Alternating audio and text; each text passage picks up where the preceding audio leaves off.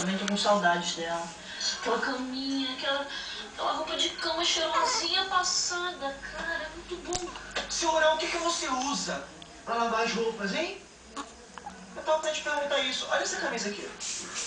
Pois é. Tirei da gaveta hoje. Eu não sei se cheira gambá, mal lavado, mofo. Acabou o amaciante. O que vocês queriam que eu fizesse, hã? Tá bom, já sei.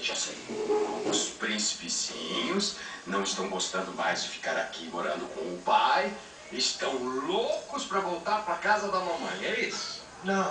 Que isso, pai? Você tá maluco, Não é mesmo? Eu, hein? Ah, não sei, não. Acho que o sucesso do jantar foi o bolinho de bacalhau que a senhora trouxe. Imagina, olha pra isso, bolinho de Eu bacalhau. confesso que eu tava morrendo de saudade desse bolinho de bacalhau. Cadê desse bolinho? Ela fazia todo dia de feira ela fazia. É, né, filho? Fazia, porque agora morando sozinha, né, eu não acho a menor graça cozinhar só pra mim, não. Eu gosto de fazer aquele panelão de comida, sabe? A família toda reunida na mesa. Saber da história, né? Como é que foi o dia dos meus filhos.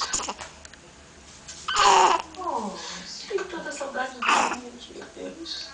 Vocês acreditam que até a bagunça do jantar, o almoço bonito dos meus filhos?